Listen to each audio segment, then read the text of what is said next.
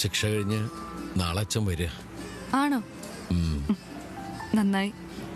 അച്ഛനോട് ഞാൻ ആരാന്ന് പറഞ്ഞാ പരിചയപ്പെടുത്തുക? നർമ്മദയെന്ന് പറയും.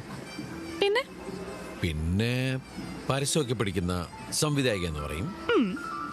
പിന്നെ പിന്നെ ഞാൻ പറയുവേ, പറ.